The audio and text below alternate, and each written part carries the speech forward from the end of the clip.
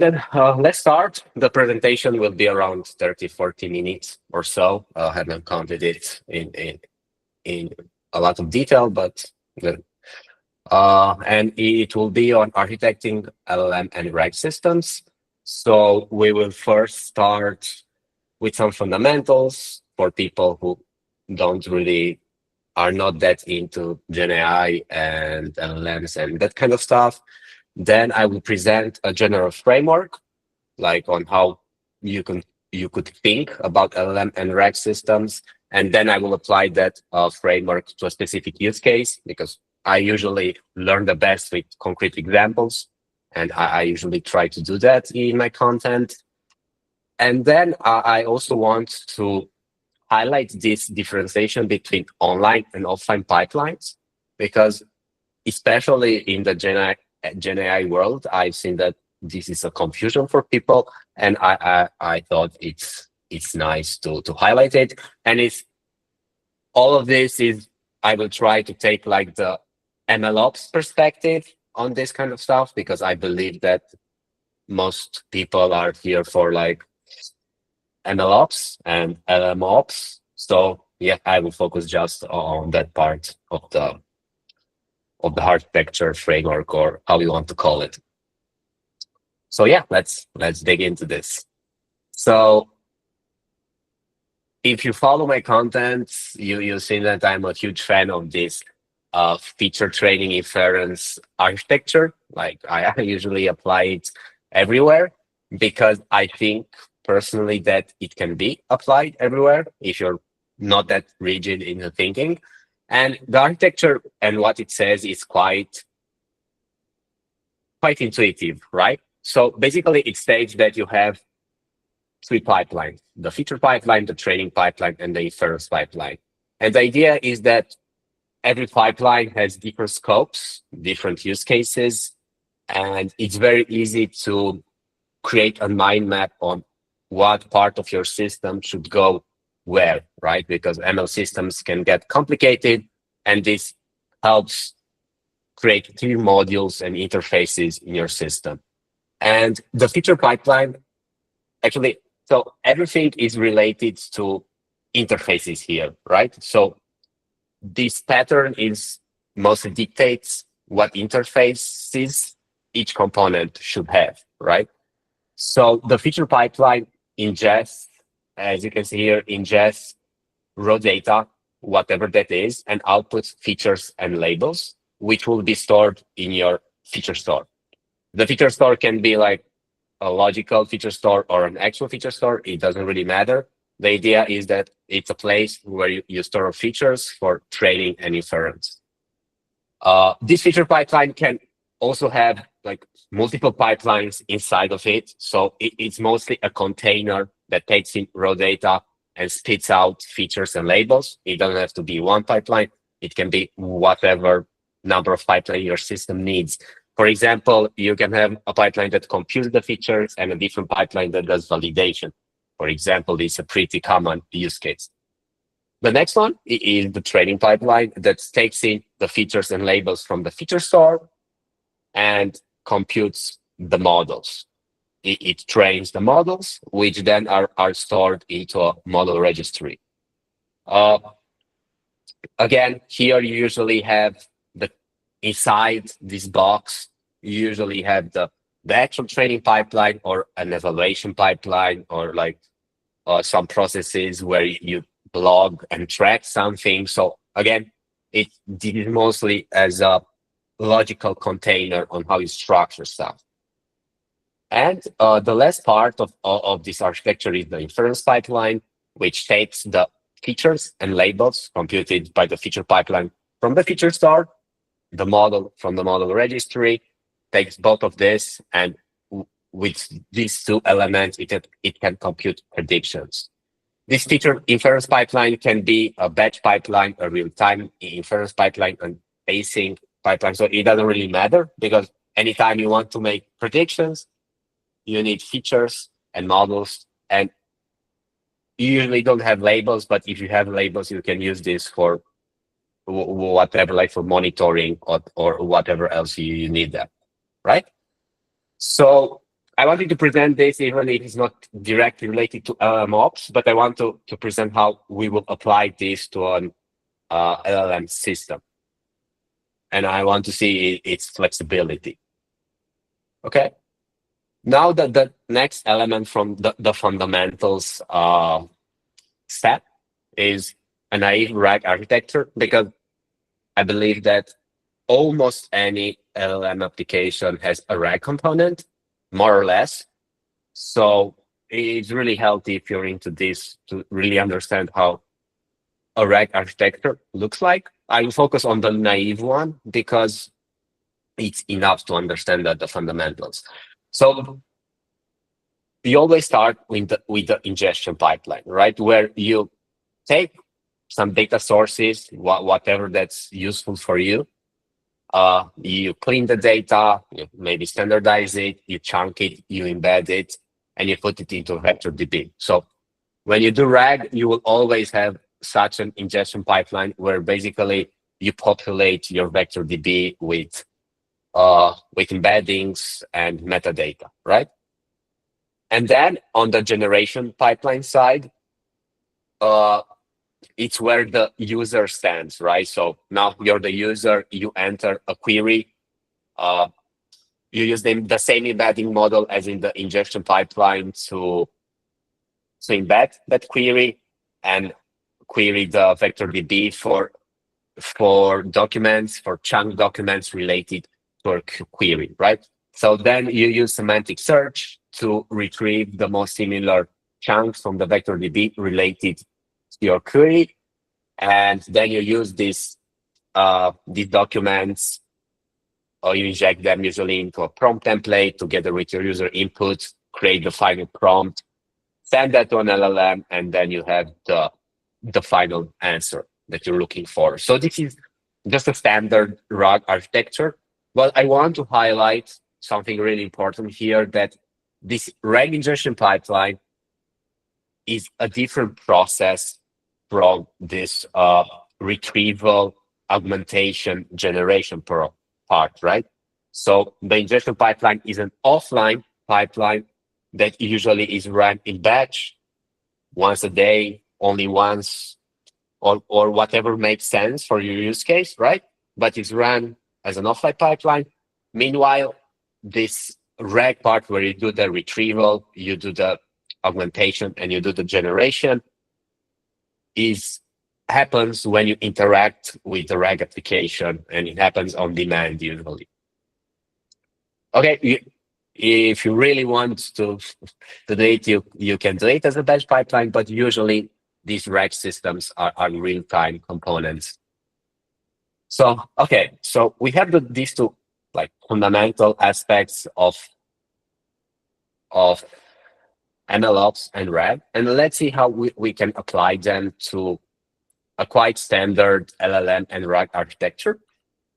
So from what I've seen, almost any LLM application has this future elements, right? Of course, this is abstracted away and simplified, because this is the beauty of like this feature training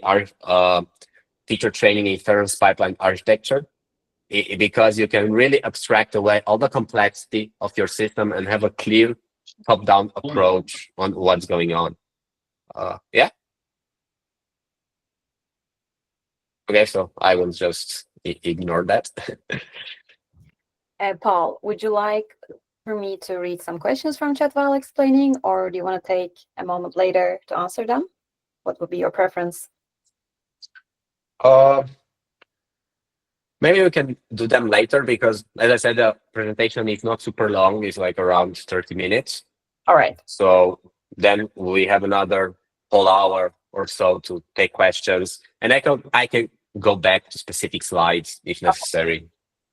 Okay, then we will not interrupt you. Okay, awesome. Okay, so as you can see, I applied here, as I said, the feature training inference pipeline and the RAG architecture to like an end-to-end LLM and RAG system that starts from the data sources until you have the UI where the user sits and interacts with the application. So another view and perspective of this is to split it between the data layer, model layer, and client layer, where in the data layer, okay, you have the data and feature pipelines. Again, the name data, of course, is overused in anything, but the idea is that in the data layer, you have some data pipelines that collect whatever data makes sense from your data sources, which usually is unstructured data. You put that into a data lake. Then you have some ETL pipelines that process the data from the data lake, standardize it, cleans it, normalize it, puts it into a data warehouse. And from the data warehouse, usually the AI, LLM, RAG world begins. I added this. I won't go too deep into this part, but I just added it to have like connect the dots between what happens like in the data engineering world and the AI engineering world. So this is what happens in the data engineering world. And now we moved in the AI engineering world where we have the feature pipelines that take this nicely standardized data from the data warehouse and you do something with it, right? You need to prepare the data for whatever you need. And here are like the two most common use cases. A feature pipeline that processes the data for RAG and another feature pipeline that processes the data for training. Because in most common use cases for an LLM RAG system, you have these two use cases, right? RAG and a training where you want to train or fine tune more exactly an open source LLM for your specific use cases, tasks, domain, or whatever you need it for, right? So as you can see, this part is actually related to this naive RAG architecture. This is the RAG feature pipeline is actually the RAG ingestion pipeline, where you take the data from the data warehouse, you clean it, you chunk it, you embed it, and you put it into VectorDB, where the data from the VectorDB will be later accessed from the client layer or the inference pipeline. Okay, then we move on to the dataset generation pipeline.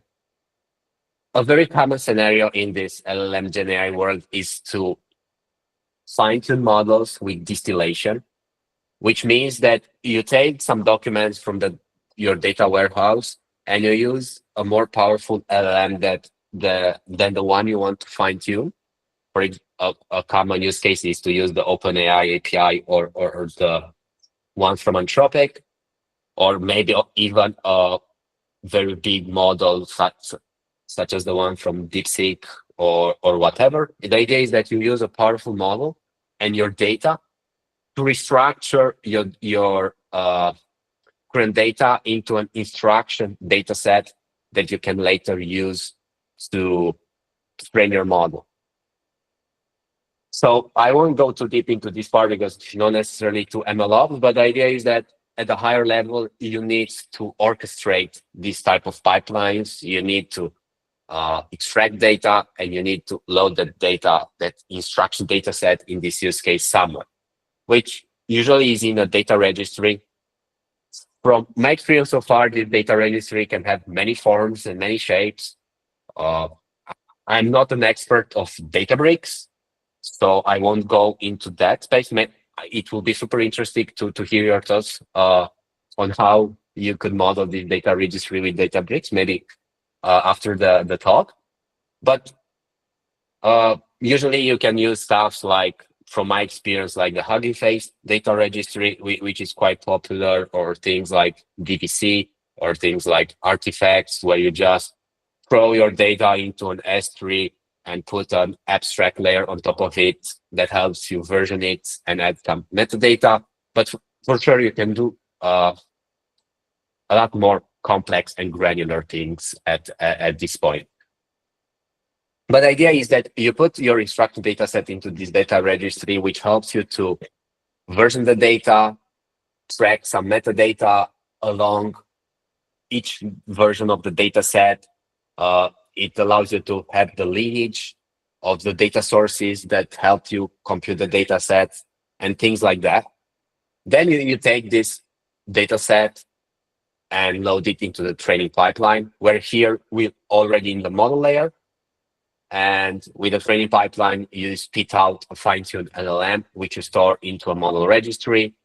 Most probably, if you went through this Databricks course, you know what the model registry is.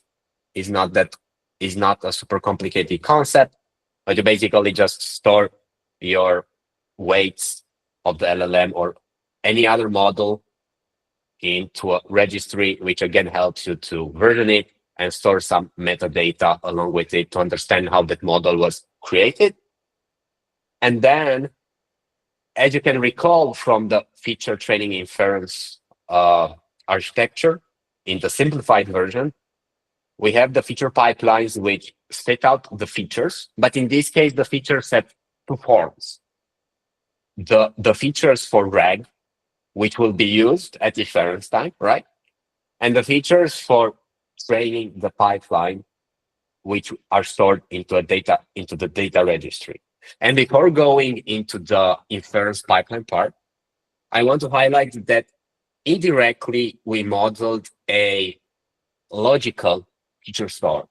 So because by storing the features for RAG into VectorDB, this is the equivalent to the online store where you have data accessible in real time for inference. So you have that data accessible at low latencies and basically accessible at inference time for real-time inference. And you have the data accessible in the offline store, which is the data registry, where you usually can load the data with high throughput and it's clearly versioned, it's clearly measured. If you use the right data registry, you also have like pointing times. I can't recall the exact name, but there's this feature that allows you like to restore the version of data sets in time, right? Maybe Maria, if you know how that's called, I really can't remember.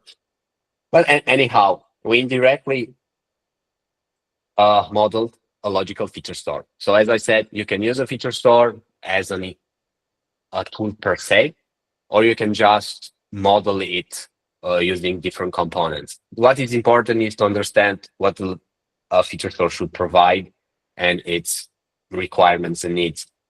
Okay, so now we are ready. We have the vector database with embedded chunks ready to go, and the model stored into the model, and the fine-tuned model stored into the model registry. So now we move on to the last piece of the puzzle, which is the inference pipeline. And in the LLM world, this inference pipeline can take like two forms. Here, I added this agentic layer because I did not want to crowd the diagram too much, but it can be either an agentic layer or a workflow layer, right?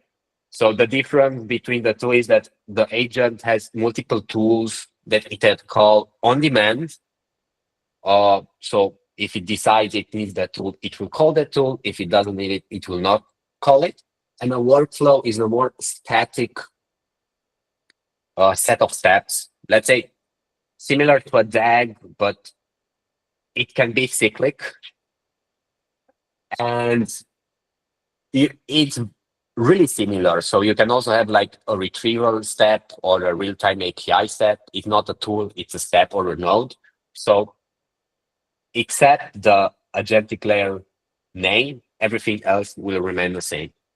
So the idea is that you can use this fine-tuned LLM that we did as a real-time API endpoint inside your inference pipeline, or you can use it like the agent itself that decides if you need something, like basically the brain of your agents that decides what tool to use and so on and so forth.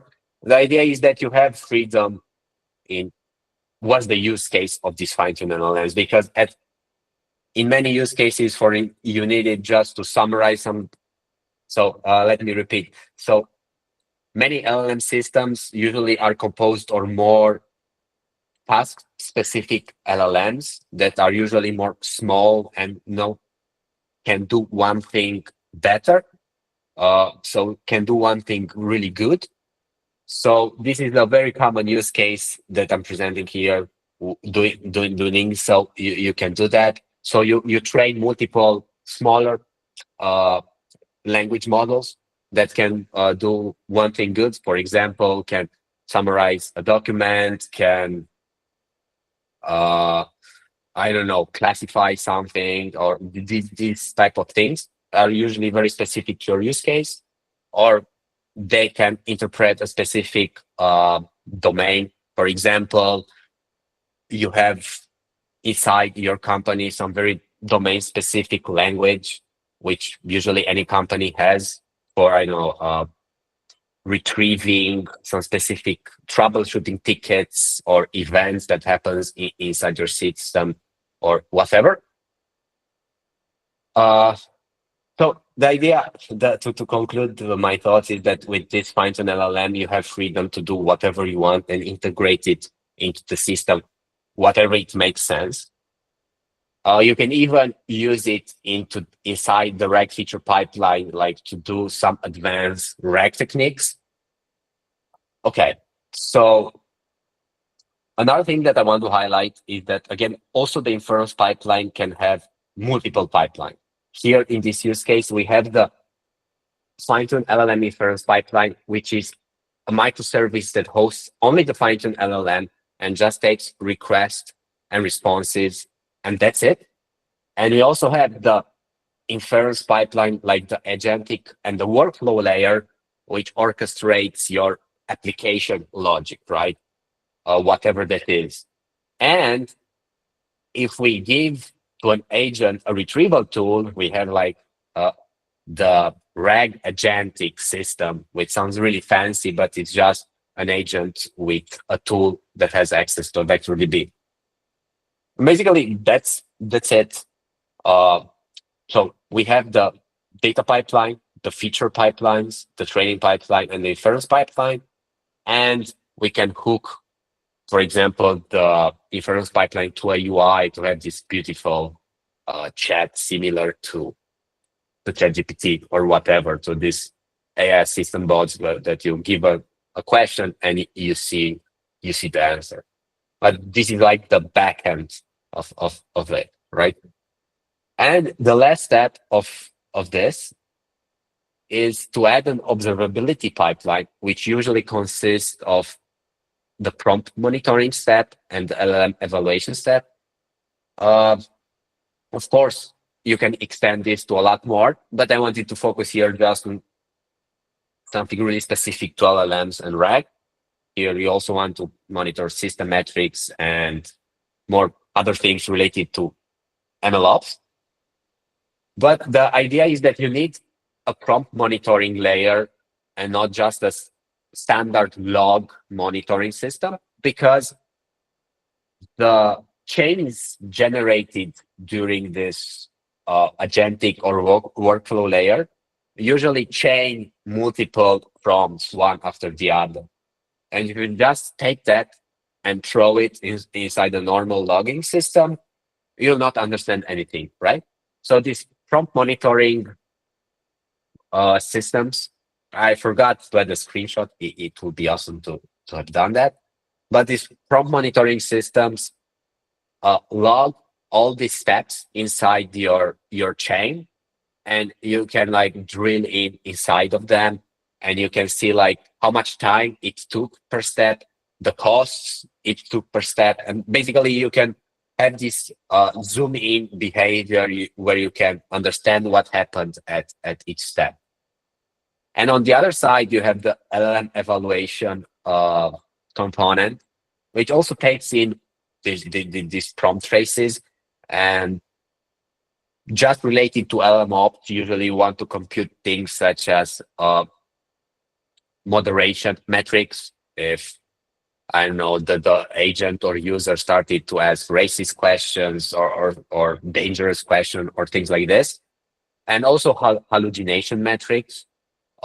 Basically, there you want to test that the question relative to the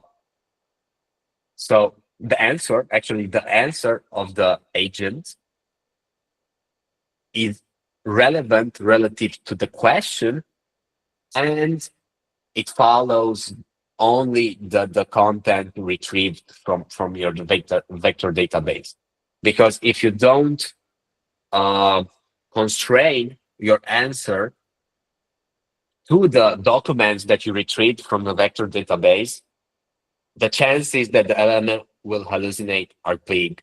So that's why a very easy way to compute hallucination scores is that the answer generated by the bot contains basically just facts from the documents that you retrieve from the vector DB and is relevant to the user question.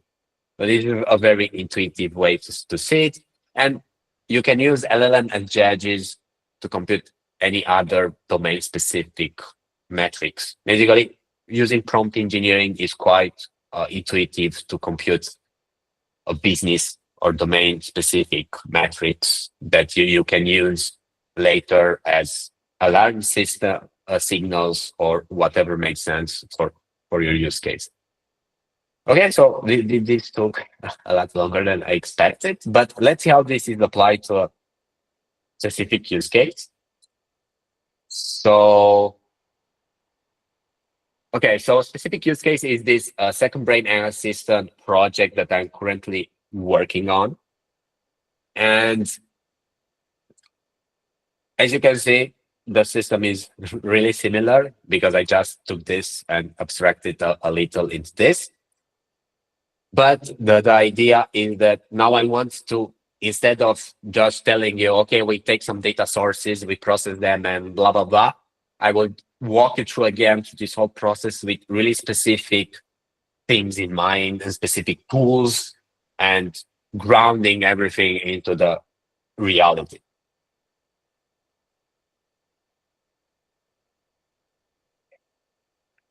Okay, before going into that, I want to talk to define a little bit what the second brain AI assistant is. So, for example, I use Notion a lot, and I have tons of notes and resources inside Notion. But when I want to access something, it's hard to find the right resource, right? And for example, Notion started to develop this AI assistant where you talk with it, and it provides you, based on the documents you have inside there, it gives you answers. It gives you meaningful answers. So it's not just a standard search system, but takes all your data inside Notion, which but it's also labeled as the second brain, and use it to generate useful answers that you can later on use. So instead of checking all your notes as you would do with a search system, you can just ask that question, use your second brain as your data sources, and generate answers based on that solely, right? Okay, so we have Notion as our raw Notion documents. So let's start with the data layer. Here, as tooling, we will use, as I said, Notion as the data source, S3 as the data lake, and MongoDB as the warehouse and VectorDB. We also used ZenML as the MLOps framework to manage all these pipelines, like to orchestrate them, to call them, to version the pipeline itself and the outputs of the pipelines, and so on and so forth. So the first step is to have the data collection pipeline as I said, it collects all the Notion documents automatically, and it formats them into Markdown format automatically, because when you want to work with LLMs, usually a quite standard way is just to format them in Markdown and keep all your documents in Markdown format. And we take them, we throw them to S3. Then we have the ETL data pipeline, which takes this data from S3, which is our data lake. And inside these documents, we also have other links embedded, right? So this ETL pipeline crawls all the links that are embedded inside your documents, because you usually use Notion or a note-taking system to create these lists, reading lists, or whatever reference list where you put some blogs, articles, GitHub repositories, or whatever. So we crawl all of that and also use that as point of references for our AI assistant. So now we basically augment our knowledge base with our thoughts and all the references that we added there. And afterwards, we also compute a quality score for each document, a quality score between 0 and 1, to know that if that document is useful or not. Because we have mainly two use cases here. Either a document from Notion is just a list of links, which for training or RAG is useless, or we crawl something that is not that useful in the end, right? Because when you crawl stuff, you can add a lot of noise in there. So we want to filter out these two scenarios. Okay, so we have all these documents. Oops. So we have all these documents and store them inside the MongoDB data warehouse in this use case. And as we've seen before, here we have two paths: the RAG feature pipeline and the dataset feature pipeline. For each use case, we want to filter differently. Because, for example, for RAG, we are fine to work with medium to high quality documents, because during semantic search is not that sensitive to noise. But at the same time, we don't want garbage to be stored in our vector DB. So I won't go through it again, but we do this filtering step, we do the RAG feature pipeline, and we store this into the vector DB. So here, as you can see, things are quite standardized already. Next, on the training side, we do a more aggressive filtering, because for training, we want only high quality documents. So using this high quality score, we can automate extracting high quality data. And in this use case, we train a summarization LLM, which I will present quite soon why. But now let's focus on how we can fine tune an open source model for summarization. So we have these high quality documents.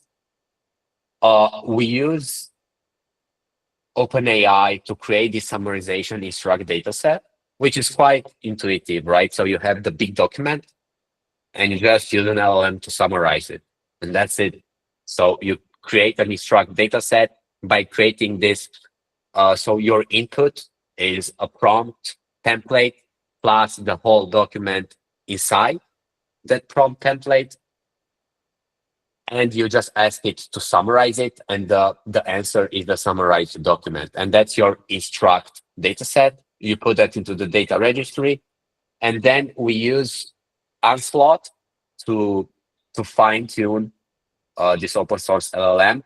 Onslaught is a really nice tool that has custom kernels that are optimized for each open source LLM. For example, we used Llama 3. 0.1 with 8 billion parameters, and it has some custom kernels specific for that model, which results in like 70%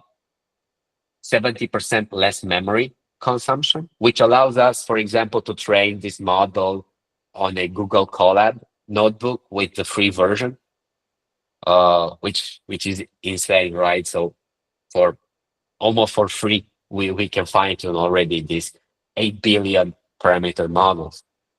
So yeah, I really like this tool. And also you can use Comet ML as an experiment tracker to compare multiple experiments, because during training you usually have this optimization step where you try multiple things and you want to track all of that and compare them. You can use Comet, weights and biases, ML flow, or whatever tool makes more sense for a tech stack. Then you store this into the model registry, and we deploy it as a real-time inference endpoint. In our specific use case, we use Hugging Face dedicated endpoints, which is like a very simple way to deploy models into serverless fashion. So they scale up and down automatically based on GPU and CPU consumption. So I tried this and I really like it. It's even cheaper than AWS, and the interface is simpler, is more intuitive. So yeah, it's amazing. But other options is like AWS Bedrock model or Google Vertex AI and these kind of tools. So now we have this summarization in first pipeline. So we have a task-specific open source LLM for summarization for web documents, because we fine-tune it only on web documents. So in our particular use case, we used it inside the RAG pipeline. You can see how the train model used here is used inside the feature pipeline. So that what we started with the feature training inference pipeline, you can soon see it that it's not that linear after all. So you can have one feature pipeline with one training pipeline that outputs one model, and you can create one inference pipeline that in the end where the predictions of that inference pipeline can be used inside a different feature pipeline. So that's why AI systems can get super complicated when you build production stuff. And that's why having this clear interfaces and modules is super important. Okay, so why we did this? So we use some advanced RAG technique, which is called contextual retrieval. I won't go into that, but basically we need that summarization model for contextual retrieval, which help us to increase the accuracy of RAG. Okay. And now we move to the agentic layer, where, as I told you before, we have the we use small agents. I think for small projects is a really great framework, and where we hooked the vector DB as a retrieval tool, and we also use this inference pipeline, summarization inference pipeline as a summarization tool. So now the agent has two tools, one with which it can retrieve stuff from the vector DB, and one it can use to summarize its answers or retrieve documents if necessary. So basically, now we have a chatbot where you ask some questions, it retrieves stuff from the vector DB. If the agent feels like it's summarize the answers, and like this, you can chat with your Notion database. Yeah. So for the UI, we used Gradle. I think that for like a proof of concept MVPs is amazing. You know, like in a few lines of code, you have a chatbot UI. And as I said before, we also hook an observability pipeline with the prompt monitoring and LLM evaluation, where we used OPIC. Personally, I like OPIC because it's open source and also has a freemium version. It's powered by Comet ML, so you can use their freemium version hosted along Comet ML, but you can always host it yourself and use it inside your closed system. Unlike other competitors like LangFuse or Langsmith, which are not open source. Okay, so most probably there are many things that you haven't understood, because in like 40 minutes I can go in all details. But yeah, I'm happy to answer any questions from Q&A. And now the last piece of the puzzle that I want to highlight, which will be a lot faster, is the differentiation between offline and online pipelines. So the offline pipeline world is usually the biggest. And in this offline pipeline world, you usually have your data pipelines, your feature pipeline, and your training pipelines, because all of these usually run on schedule or on trigger by events or just run manually. But the idea is that these pipelines usually are synced between each other, as you can see between these data lakes, data warehouses, vector DB, data registry, model registry. So these pipelines are connected to each other through these data storage systems, and they don't necessarily have to run at once. They can run on whatever makes sense for each. And also, they're decoupled completely from the online pipeline through data storages as well. In this case, usually the feature store and model registry is what decouples the offline world from the online world, where the online world usually are systems that interact directly with the client, you see. So there are two types of clients. For example, for the summarization inference pipeline, the client is the agentic inference pipeline, basically another software component. And another type of client is like the humans, which are, you have the UI, where humans add questions, and it calls this inference pipeline the agentic layer, right? Okay, so yeah, these basically usually the online pipelines are called on demand and run in real time. With not always, and I don't want to go into the rabbit holes, but this is a very common use case. And again, the observability pipeline is really hooked to the online pipelines because you want to know what's happening inside your online system. And yeah, one last thing is that ML frameworks such as NML are used only inside the offline pipeline world. Also, like orchestrators and everything else that manages pipelines are usually that's where you will usually use tools such as NML, Airflow, Prefect, MLflow, or whatever. And usually in the online pipeline world, you will often see other terminology than online pipelines. You will see agents, you will see workflows, you will see just UI or whatever. You will rarely or not always label them as online or inference pipelines, but is healthy to understand them as a whole system. So yeah, that's it for today. If you want more similar content or just want to dig more into the specifics, I just released the Second Brain AI course, which is free, is open source, and I dig in more detail into all of this. I released 6 lessons, which are like 20, 25 minutes long, where I dig into a lot of detail in everything that I've spoken about today. Or you can just subscribe to Decoding ML or follow me on LinkedIn. And yeah, that's it. We are ready for Q&A. Yeah, I see a bunch of questions in the chat, and I will actually start reading from the first ones. What would be your recommendation for a tool that implements this RAG architecture out of the box?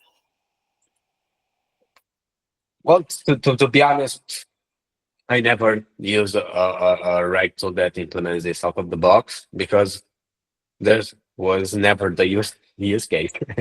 Like, I think that these tools are cool, like to quickly test something, but immediately as you want to customize it for a specific use case, that's it. That's the limitation. For example, I used, I think it was called lang flow. So when lang and flow combines together, and you have these no-code tools where you can very easily build a RAG system. But after 5 minutes playing with it, it was not enough anymore. So yeah. Yeah, it's always like that. I think there is always a limitation in each tool. Each tool adds some layer of abstraction, and there is certain design choices, and usually they are based on the most simple use cases. And indeed, whenever you want to stretch it, you bump into it. Yeah.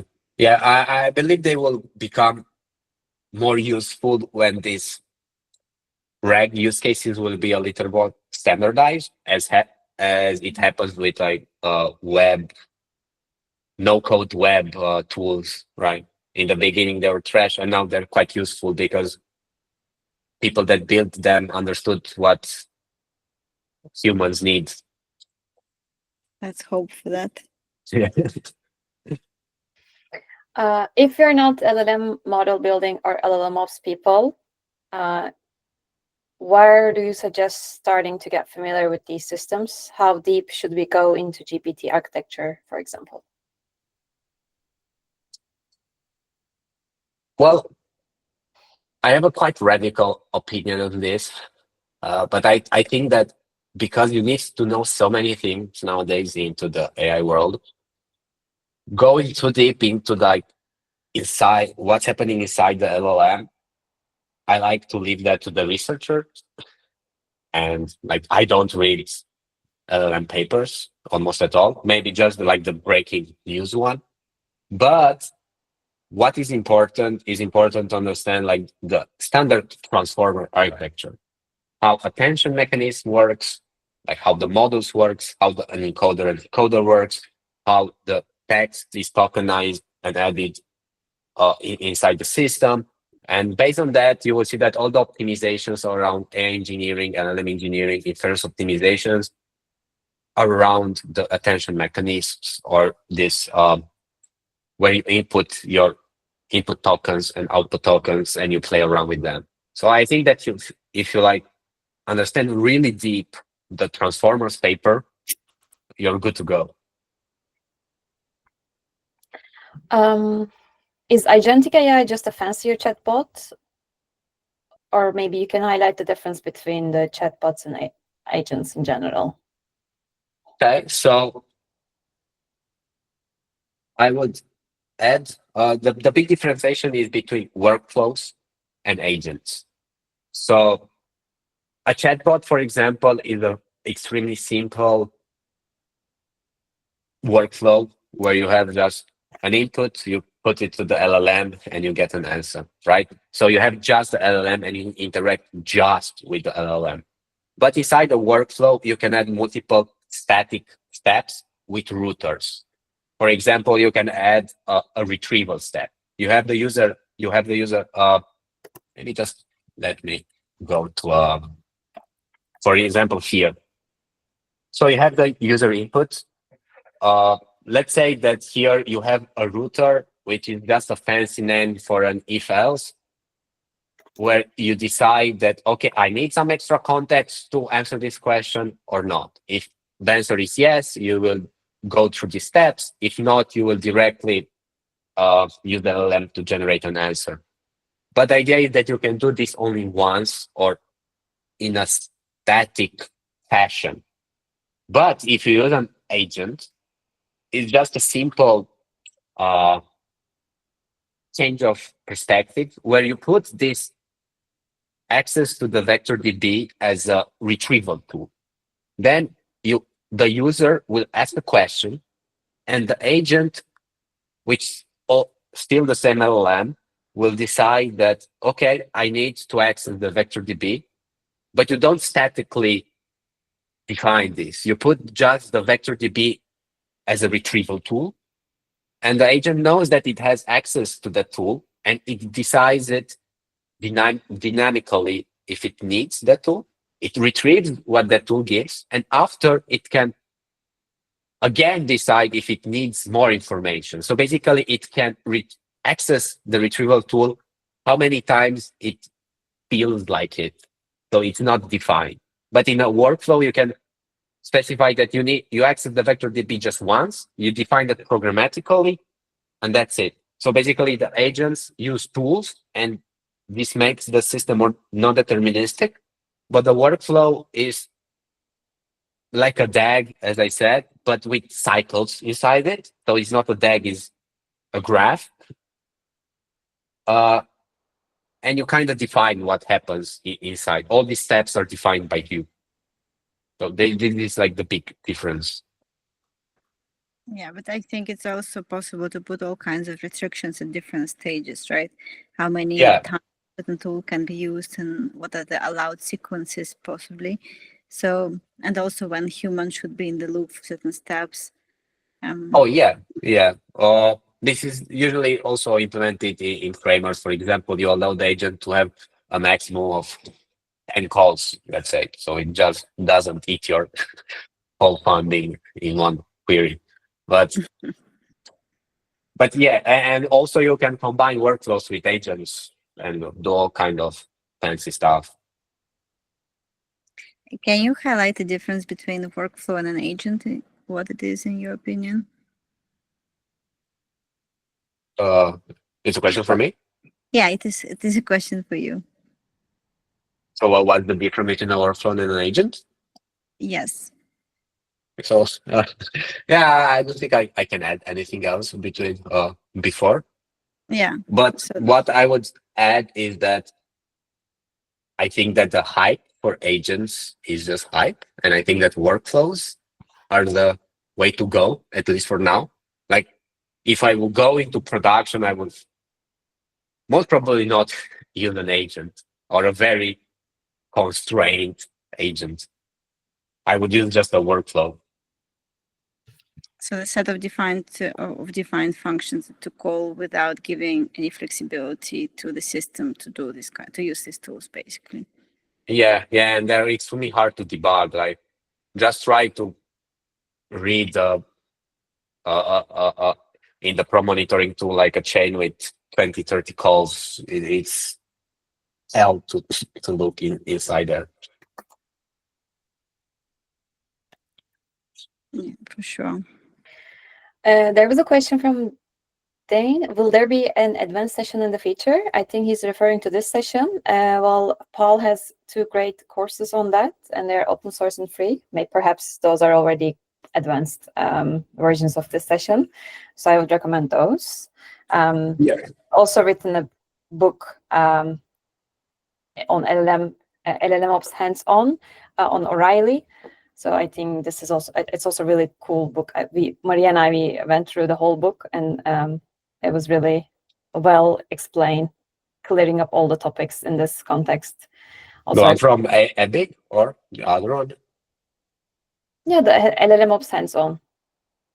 The one from the handbook. The handbook, sorry. Together with Maxime. Oh, okay. It's called the LLM Engineers Handbook. Yes. And there's actually another book called LLM Apps Hands-On or Handbook, and that's why I was confused. I will find the link to the O'Reilly and then share in the chat. And as you said here, I can share this presentation, and you can find this Second Brain AI course link where all these diagrams are taken from there, and I go really deep into all of this. Yeah, LLM Engineers Handbook. That's the book. I'm going through the questions again. For the production applications, is it better to use LLM orchestration frameworks, LangChain, Llama Index, etc.? Can you repeat the first part, please? For production applications, do you recommend to use LLM orchestration frameworks such as LangChain, Llama Index? Okay. So for example, LangChain is usually built around very simple systems. So you can do very complicated stuff with it. But they released LangGraph, which I started playing this month with it. And despite what people say about LangChain, I know I really like it. Because, for example, LangGraph, it doesn't force you to use specific LLMs or specific ingestion parts or whatever. It's mostly used to orchestrate your workflows or agentic systems. And it's, as you said, mostly an orchestrator, not like an utility package where you can use to read stuff, ingest stuff, and whatever. And yeah, I would suggest that. I think you should use that for more complicated systems than writing them from scratch. So LangChain, I would not necessarily go with it, maybe just to quickly write something, but when you need to write again custom stuff, they're quite limited. Or if you're a really object-oriented programmer pro, then maybe you can use it because you can really you can know how to customize their code. But if you're not familiar with OOP, we just write from scratch. But using tools such as LangGraph or LlamaIndex workflows, is not LlamaIndex, is similar to LangGraph, used to orchestrate more complex agentic and workflow systems. Yeah, I would totally recommend them.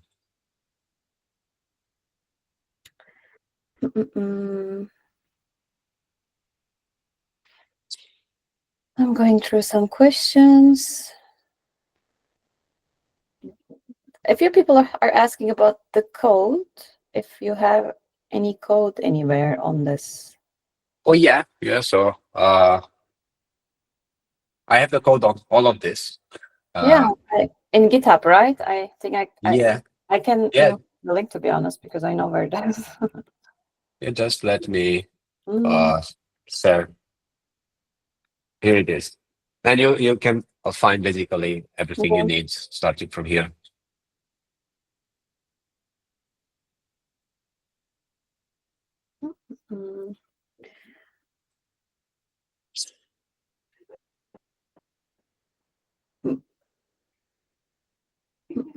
Can you tell a use case again for offline versus online?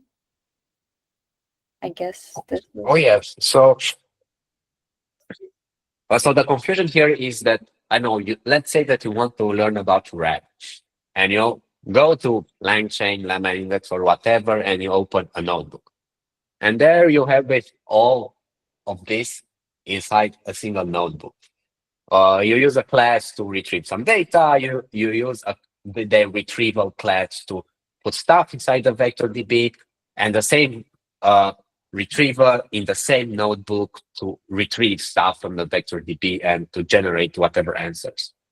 But the thing is that in production, when you work like with thousands, millions, or more documents, you don't want to populate your vector DB at query time, right? You want at query time to have your vector DB already populated, I know, similar to a database, right? When you log in to application, you don't want to enter your data every time or to have it stored inside the wheel cache and populate the vector DB, that database, when you access the application. It's the same thing over here, but with just more fancy terminology.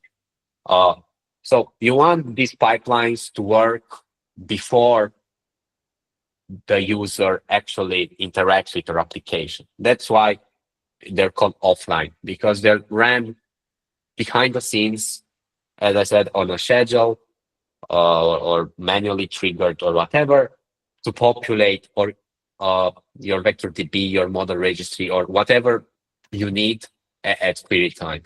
So another popular use case is that, I don't know, a research assistant, right? When you want to do your research and retrieve the documents from your vector DB, you want to have the vector DB already populated with all the papers and topics that you're caring about. So when you access the vector DB, it's fast, right? So the latency is low. You don't have to wait for the RAG feature pipeline to run all the time. And this is the same with any machine learning system, right? Your feature pipeline doesn't run during the inference time. Your feature pipeline runs usually during training or when you get new data inside your system or however you design it. Yeah, I hope that clarified it. Thank you. Does MongoDB comes with a vectorization feature? What DB? MongoDB. Oh, I think you have to compute the vectors yourselves, like basically using an embedding model, an API embedding model, or some open source version. But what I like about MongoDB is that it's similar to Postgres because you don't have to like recreate collection from scratch. You have your collection of data and you just add another property or column or however you want to see it with your embeddings along your current document, and you put a vector index on that column. So now you can vector the same documents using the standard NoSQL way and also using semantic search. So you don't have issues with syncing between multiple collections and all of that hassle. Yeah, I can add on that because I'm heavily working with vector databases right now, and I just shared a link in the chat that compares all the available vector databases. So some are extension of existing vector databases like MongoDB, PostgreSQL, Redis, etc. But some are just RAG vector databases. You can go have a look. In general, especially the ones that are only supporting vector, they're especially the tools that are existing as only vector databases. They provide a vectorization part as well, where basically you pick a model among the availability list, and you just send your text data, and the vectorization is happening on the database side. It has pros and cons, I would say. Of course, then they become even more expensive, perhaps even slower ingestion.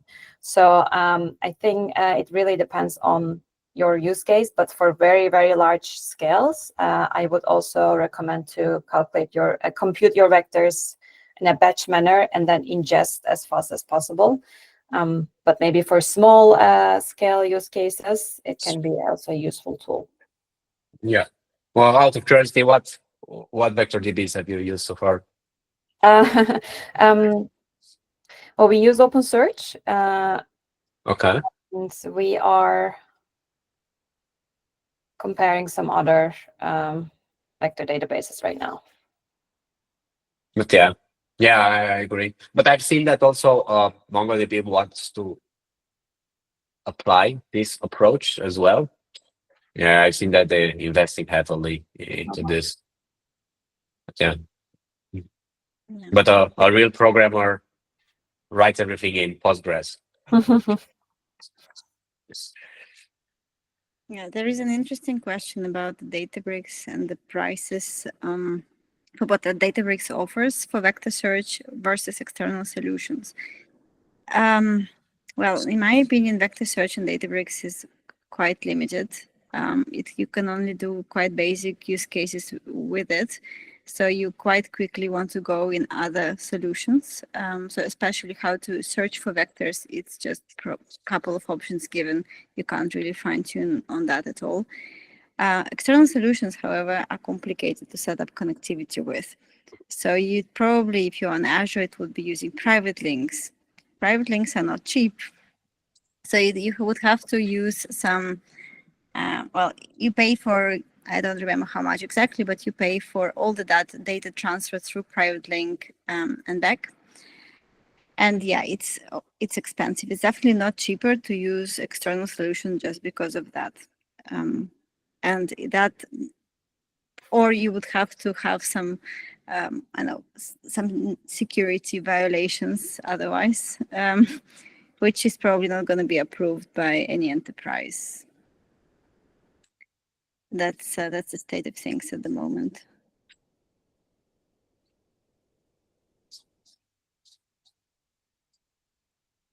We still had some other questions, I believe, before. Yeah, I'm now going through some.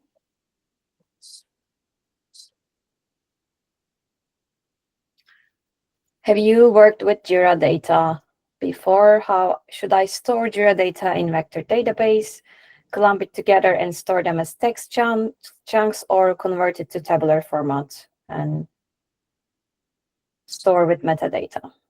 The Jira data? I guess I guess he means the tickets, the Jira. Okay, yeah. Yeah. Okay. No, to be honest, I haven't worked with that, but my first thought is to leverage their metadata. Like, you don't just want to leverage the description of the ticket, but you also care about like when the ticket was created or by who was created. And all of this is quite important for ticketing systems. And I would approach like a multi-embedding system where you also want to embed this temporal dimension, user dimension, and whatever makes sense. And actually, the guys from Superlinked, with the same guys with the VectorDB comparison, have a solution where you can like take structured data plus your unstructured data and combine them into a single entity and query it. I think that's a really nice and easy way to quickly test things out. Yeah. I also seen examples when you get some metadata or text from certain sources like Jira tickets. Well, some Jira tickets might be, for example, empty, might have empty descriptions. So maybe so little information can come from one Jira ticket. But I've seen examples where they're using LLMs to even enhance this information in between the source and the ingestion to vector database. Yeah, that would be a cool idea. Yeah, that sounds great. Because yeah, many have just the title and some complexity dimension or urgency, and that's it. I've seen a question I'm trying to find, but it was about LLM-based evaluations when we don't have ground truth. In many cases, we're using LLMs to evaluate. What is your take on that? Well, unfortunately, I think that's like the only way to do it until you have ground truth, right? Because when you have ground truth, you have multiple possibilities, but until you have ground truths, I think that you could approach like these drift methods somehow, but I think that will get quite complicated. So using LLM as judges, it's a quick way to have some feedback on your application. Because I do that, I use LLM as judges, but I'm just rambling over here. For example, you could compute embeddings for how responses with hallucinations would look like, or hallucinations with specific toxicities. And when you get answers, you compare the answers with those embeddings, and if they're really similar, you highlight them as toxic or whatever. So you use these embeddings as zero-shot classifiers, more or less. But never tried that in this use case. But I think it should work. And what about incorporating human evaluation as well into that? Do you think it's valuable? Oh yeah, I think that's mandatory.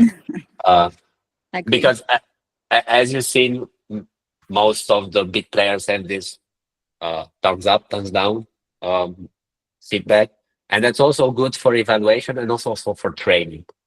Because when you give a thumbs up or thumbs down, they use that feedback to do preference alignment using techniques such as reinforcement learning and other variations. So yeah, human feedback is super useful. But with human feedback, you don't get feedback real time. So yeah. For the trained model, can you state examples why you need to fine-tune it? Why do you need to upload it to Hugging Face? Have you tried to use it from Docker container? That was one of the questions. Okay, so for deployment, just for deployments. Yeah. Okay. So it's up to you on how you want to deploy it. In my particular use case, I picked this Hugging Face serverless deployment because it was easy. And usually I will begin with serverless because they scale up and down, and basically you pay just for what you use. And this couples really nice with open source. Of course, you can just put it inside the Docker server and deploy it on EC2 or whatever, but that's more work, and indirectly and not intuitive might end you up with more costs because you have that EC2 running forever and might just be more expensive at the end of the day. Mm-hmm. So I would recommend serverless when you're at the beginning because you can't really estimate the traffic. Yeah, and also, why do you need to fine tune it? I think all the LLM models are often provided as like a general models, multitask models. If you want to customize it for your domain, or if you want to make it work like better, high performance for your specific task, you like to do fine tuning. So Yeah, and also you also have to think about the model dimension. For example, if you use bigger models that are open source, maybe the unfine-tuned version is good enough. But as you go with lower the dimension of parameters, basically what Bashak said, it's usually true, and they don't have good enough results. And you want to go as lower as possible because usually these models are cheaper and faster, which is what you want.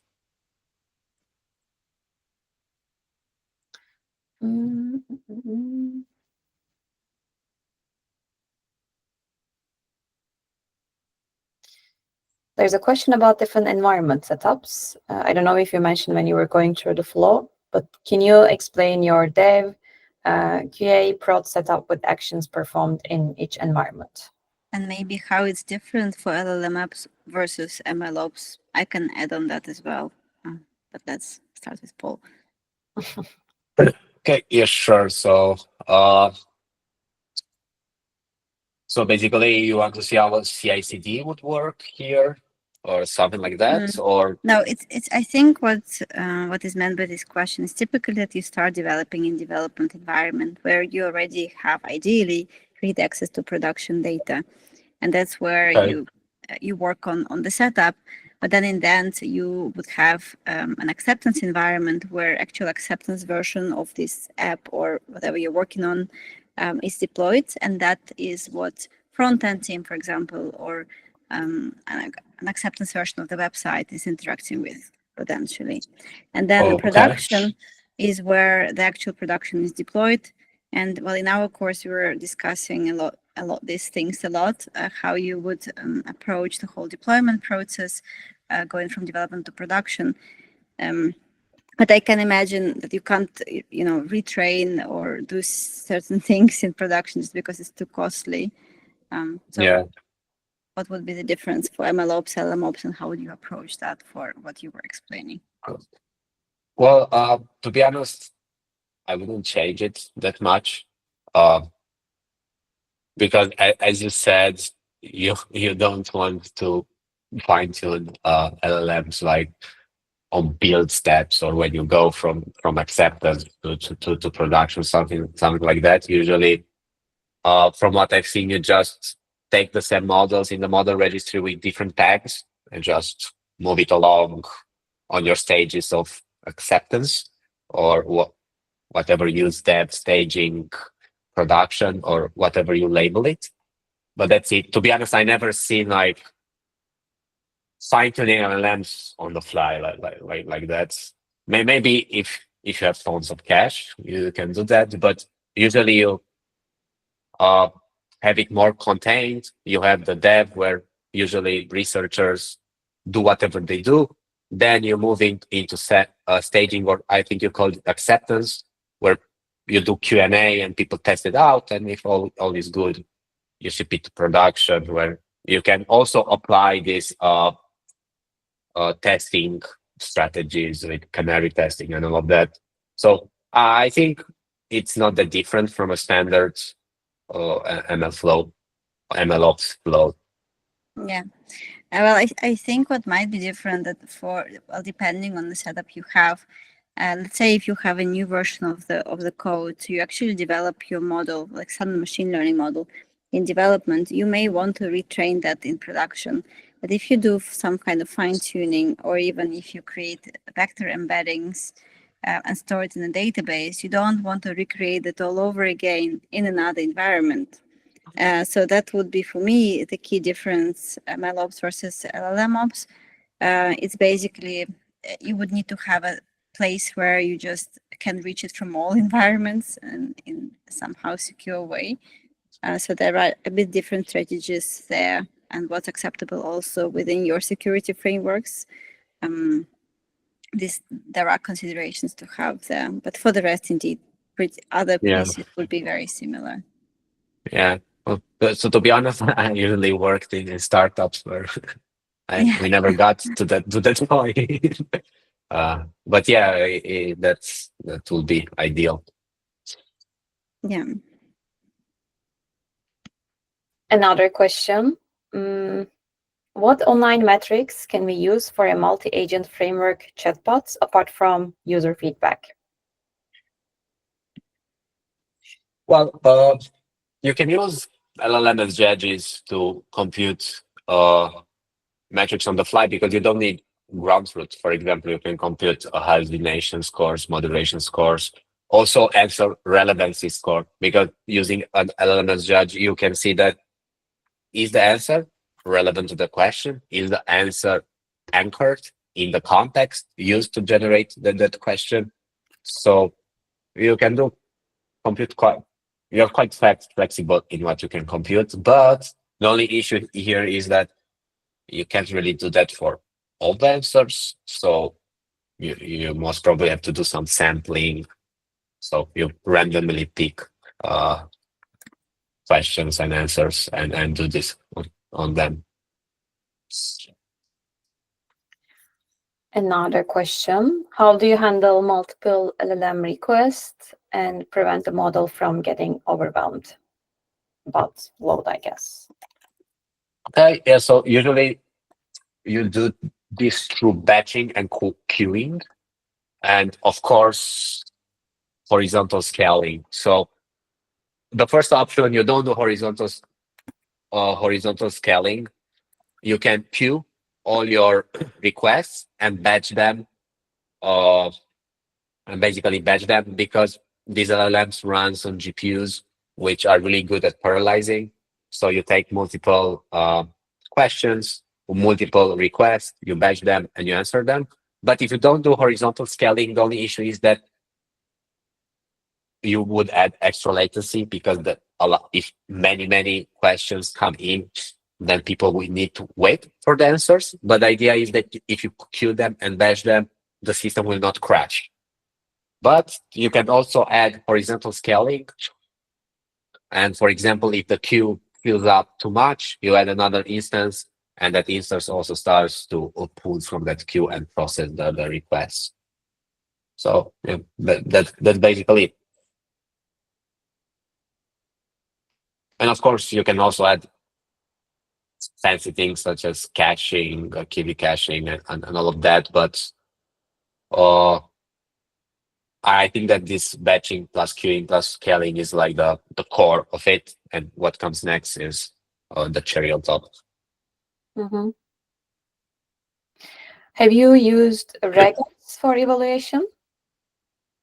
Yeah, I've used it in one of my projects, but not yet. I think that in the beginning, it's quite overkill.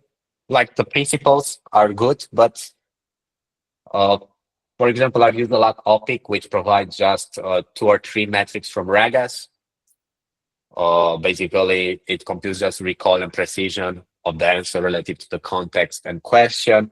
And From what I've seen, that's usually enough, but also Ragus is also good if you want to go deeper.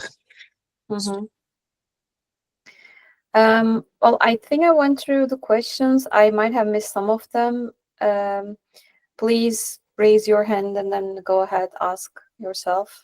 I think this is we're still in time. Go ahead, Kiriti. I've seen your hand. Hey, hi, Paul. Hello. Hello. So, hi everyone.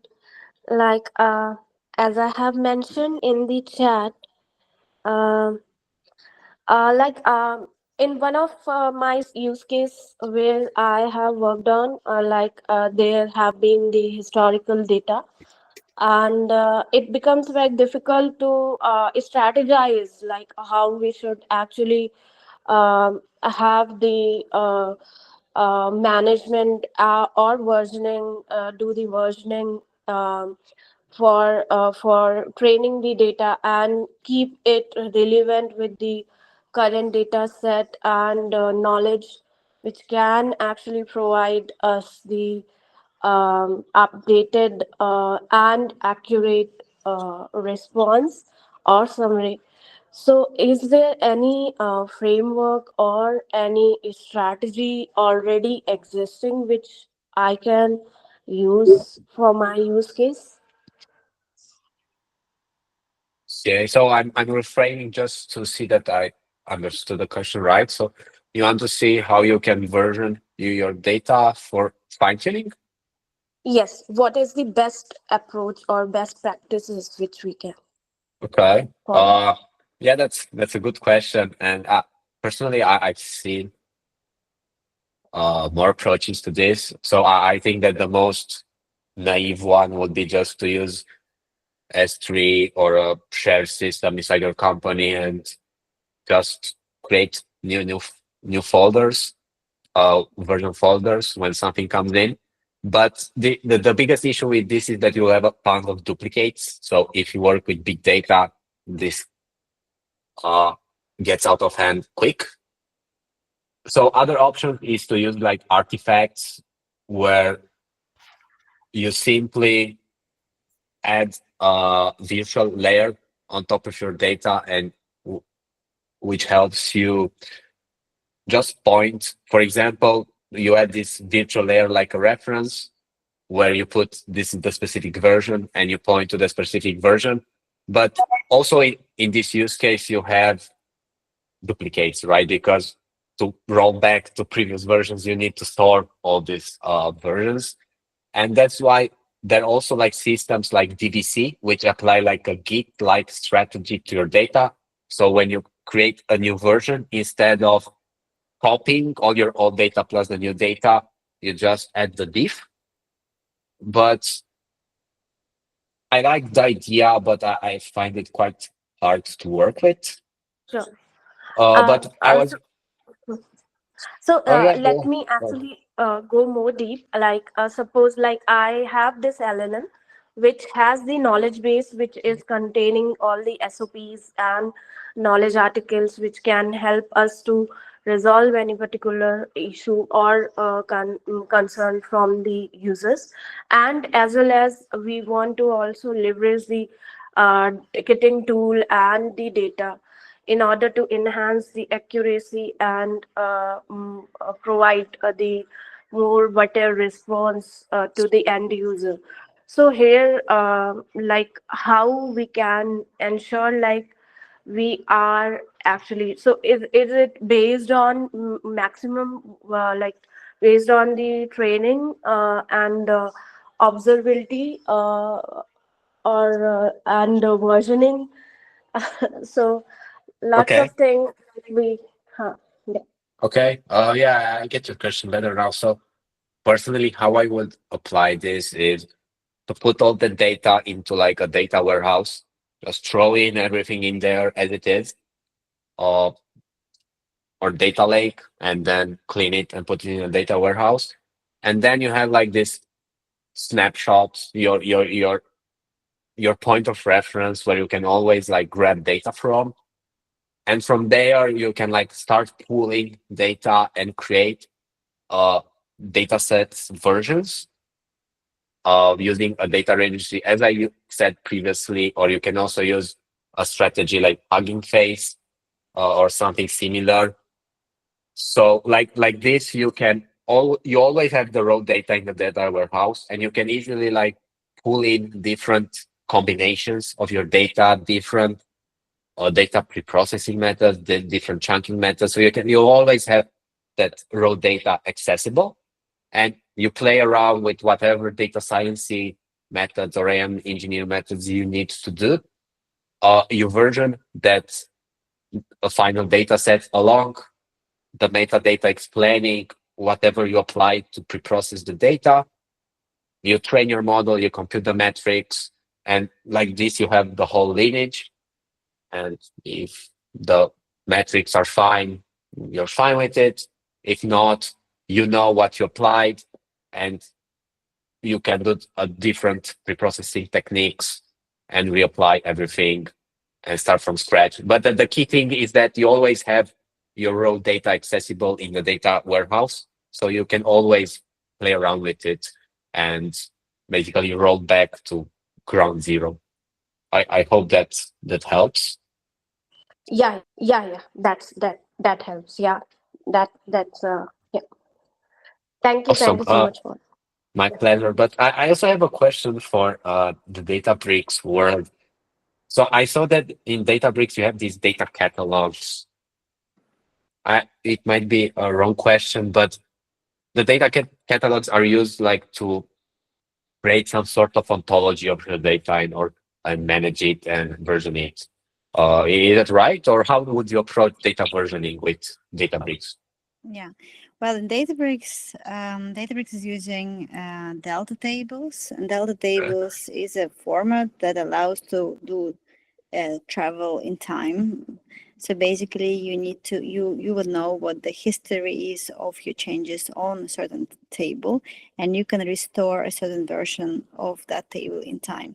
So basically, whenever you register your model, or it can be just I don't know, some kind of function, you can point what data was used to create this artifact and what exact version of that was used, and you can also revive that specific version whenever needed. Of course, it can be quite expensive to travel in time, so therefore you need to consider what is like how far you want to travel. But typically, it depends on how often you retrain your whatever you are retraining. Yeah. Okay. To make the conversation interesting, Maria, I think what Paul said, I mean, like I was working on Databricks extensively. So like how Paul suggested, even in Databricks, we can create our own data marts and make it versioning and use it rather than using the versioning on the delta tables. Mhm. And the reason behind it is like if I have to bring 5 features from 5 different tables, then one of the feature I want to go for previous version, and the other one I want to go to previous version. Mhm. Changing my code, going and hard coding and changing every time is a pain.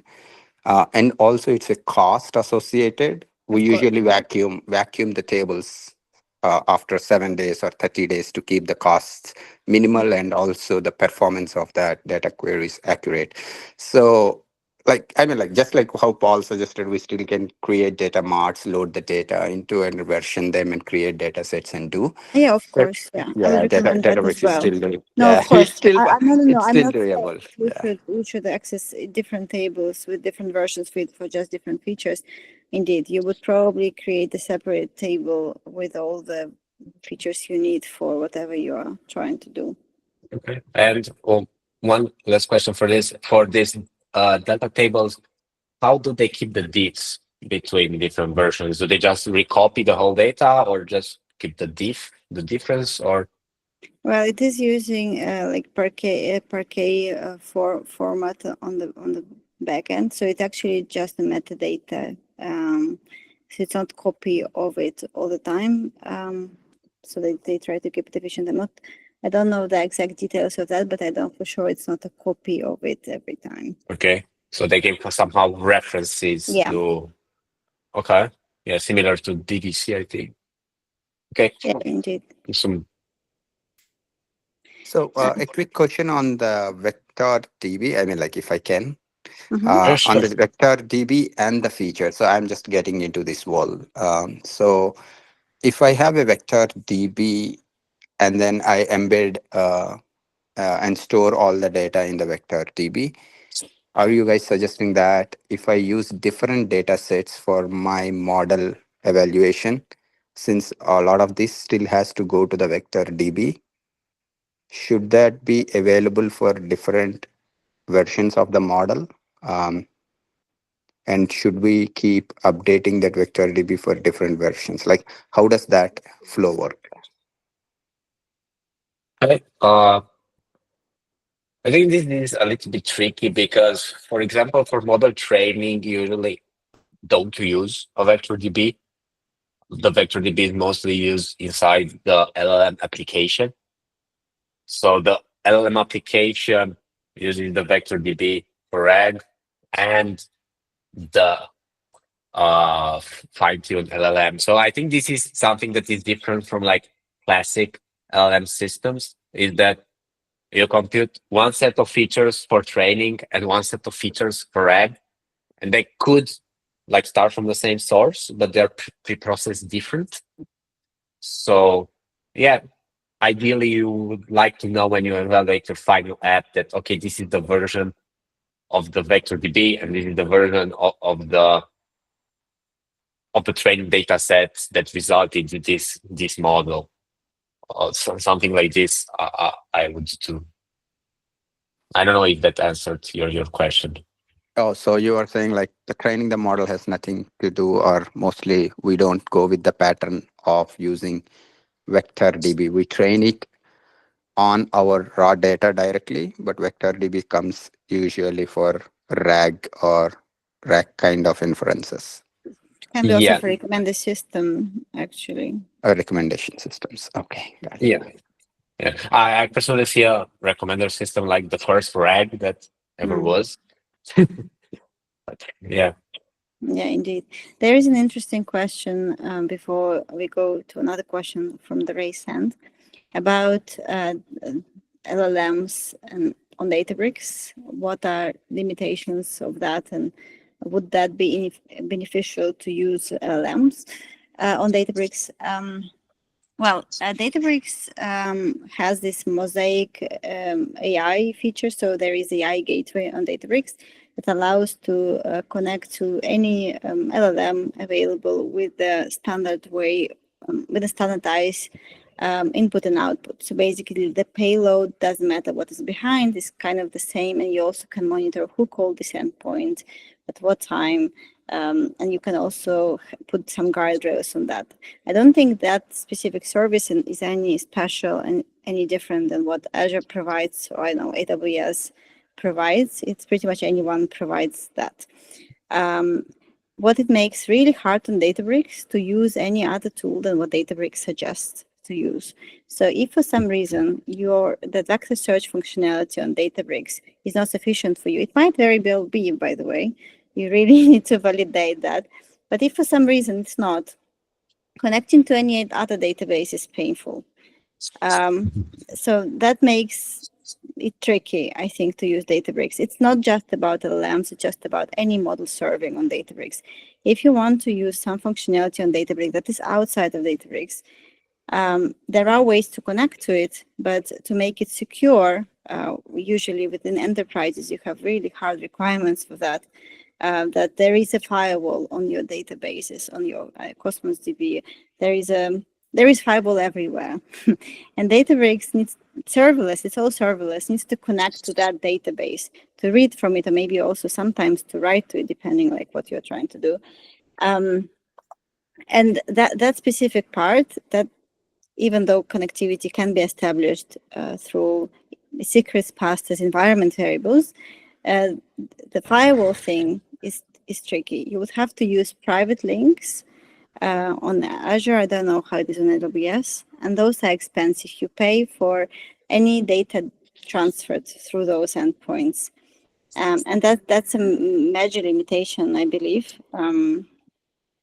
yeah, and the vector search that is available there, or like online tables which we're looking through in the course, they might not be enough for you. So you really need to understand, is it enough, or will be that ever enough? And if it's not enough, then you may consider other solutions.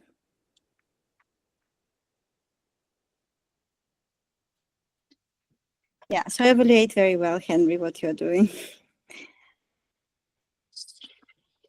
Yeah, so I just have a quick question to Paul. So first of all, thank you, Paul. This is a really good session. My The pleasure. question I have is, once the RAG or the vector database is set, usually they need to be updated every now and then because the knowledge base keeps on changing. So in that case, are there any good pointers as to what checks and balances need to be there so that the data does not become duplicate over time, or it doesn't lose the uniqueness? So any sort of pointers to what checks and balances can be there? I know that the query that a user is giving out, you can check whether those are that is semantically similar to the existing ones, but any other thing that could help, or you may have come Okay. across any challenges when you're doing this? Okay. Yeah. So on the duplication side, yeah, that's tricky because as you constantly feed data inside of it because you work with chunks, there's a good chance to duplicate side things. One way of like setting this, for example, before ingestion, is to actually use like more simpler approaches like mean hash or other hash techniques to actually just check if the strings matches or not. For example, I'm actually working on a project where for different identities, I need to query multiple sources. So the chances that I will have similar chunks will be super big, right? So after chunking all the sources, I just do this min hash algorithm on all these chunks, and yeah, keep just what, remove the duplicates basically. This is one thing that is important. Another thing is that you should really consider the embedding model and be careful about it, because after you change the embedding model, you need to recompute all your embeddings, because if the embedding model changes, all your Correct. previous embeddings are useless. Another thing that I would be careful about thinking is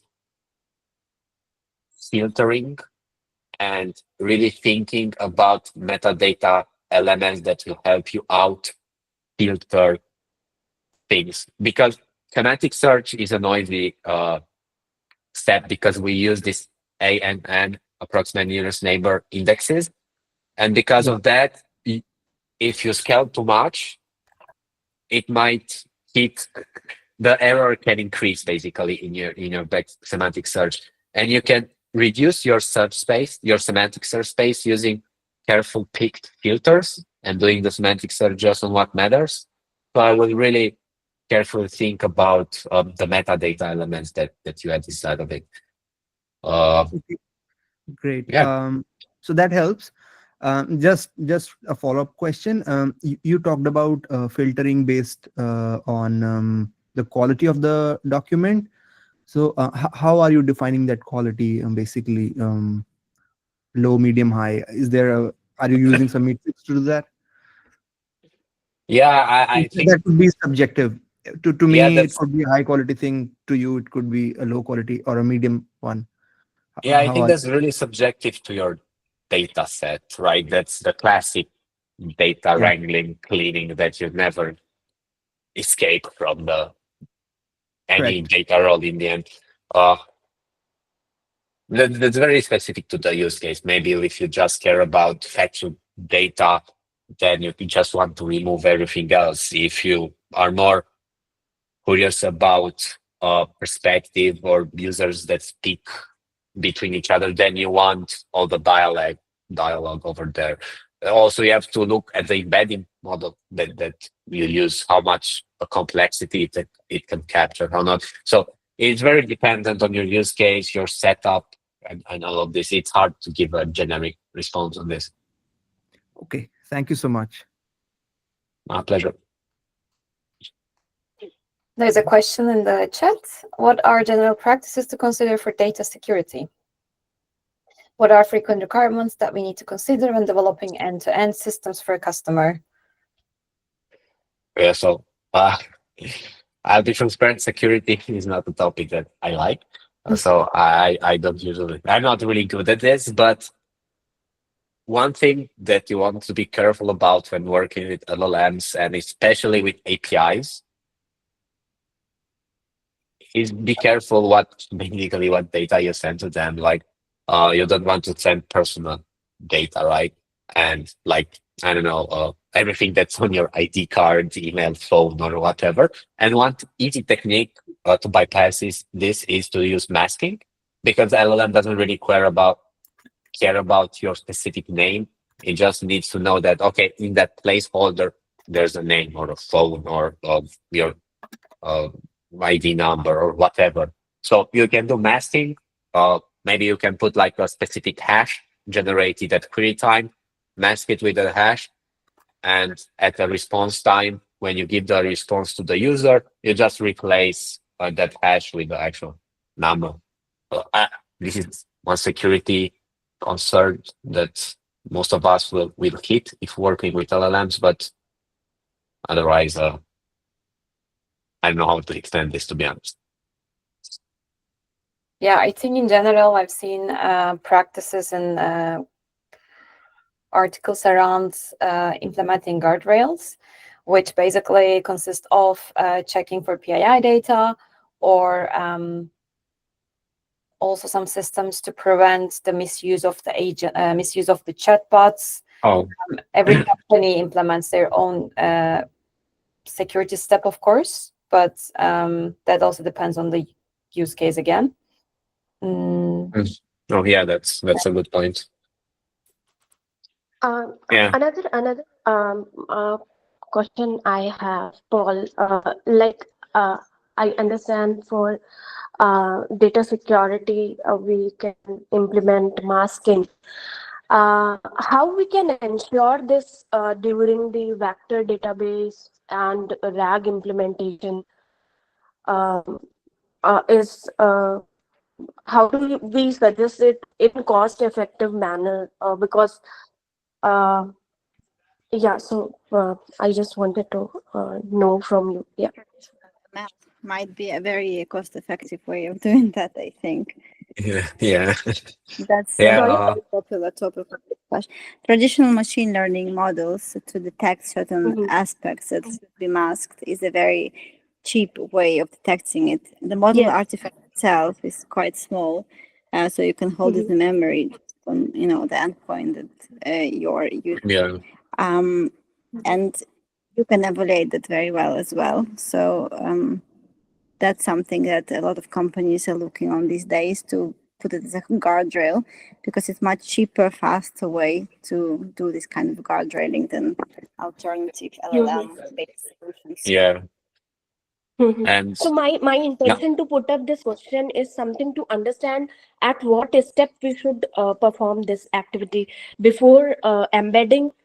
We need to perform, right? As per my understanding.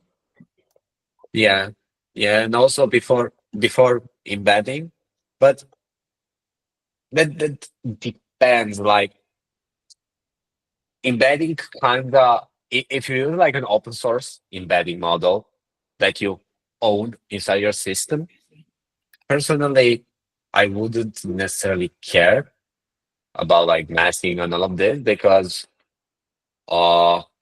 anyway you squash in your data inside that embedding, and you can't access the data anymore. And anyway, otherwise, where you can access the data is inside your database. So that's already like a standard software problem, how you want to store that inside your database or not, right? So I don't know, a classic scenario is how to store passwords. Are people okay with storing that's personal information or not? But the idea is that for RAG, that's if you use open source models, that's not a problem. But if you use like APIs such as the one from Cohere or OpenAI for embedding, that's basically what Maria said.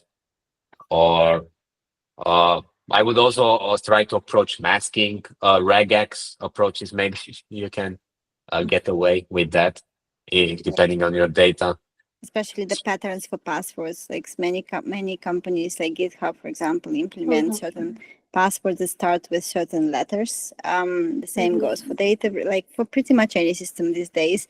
And this is indeed because they do regex on top of that. It's very useful. Yeah, And but the easiest way. if there are use cases which are persona based, right? And the generation of the recommendations or summarization is based on the um persona, what data or what information needs to be shown to the end user. So how we can handle it, like based on considering the data security and data privacy. Yeah, well, this traditional MLs, as I explained earlier, so this can be applied on any step really. It can be applied on the query that is being sent to the endpoint, on the output that endpoint is about to give back. We can mask it at any step, and it's super fast, very low latency thing to do. And I would really go into that direction. And of course, to label it yourself, you don't want humans to label it. Maybe you want another LLM to label it with help of humans on top. And that would make the whole process much faster. You can train these types of models, without that much overhead as you had to do before when business users would have to label it by hand pretty much. Yeah. I would really go that direction. Yeah, plus that these are like simple classifiers and you don't need that much data, like a few thousand samples should be good enough. It depends what you want to classify, of course, but yeah. You can also have multiple of them because, as I said, it's super fast. It's, I don't know, some like 5 milliseconds is a normal thing or even lower to output certain classification. And you can also set up thresholds as well for how certain the classifier is. And it's much harder to do for LLM systems as well. Yeah. Yeah, personally using LLMs as classifiers is like taking a machine gun to kill a rat or something like that. But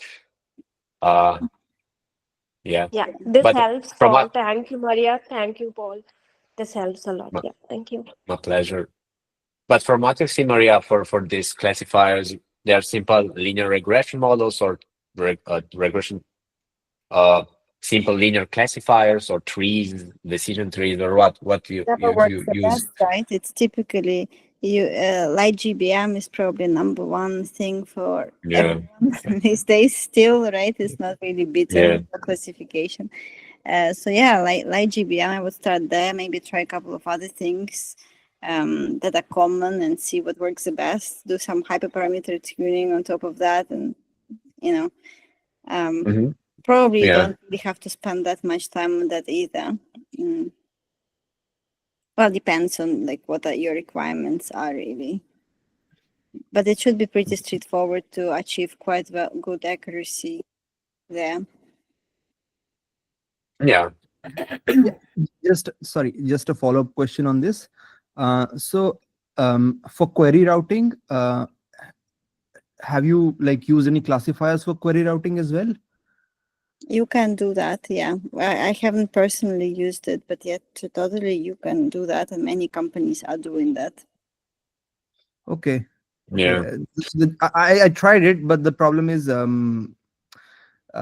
it didn't seem to work that reliably because generally the queries are so much variable in terms of the language they can put in. So yeah, I mean, it helps definitely, But yeah, okay. I just Yeah. wanted to know if you. I used to work in telecom company, and this use case, routing queries to the right agents or routing calls to the right Right. agents was a very big thing. It still is a big thing. So the biggest problem is that humans themselves who came up with this routing, they were very bad in routing it. Oh, yeah. So the human Okay. accuracy was like 70% or something. You can't beat that, right? So Correct. the problem starts with the routing itself. So the routing itself is just not great.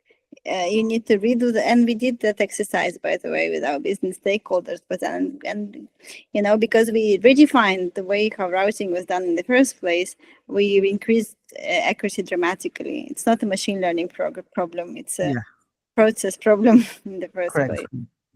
It's a very nice session. I think it will be great to have such sessions in the future as well. Perfect. Thank you so much. And it's a great session. Thank you, guys. Awesome. Thank you for joining.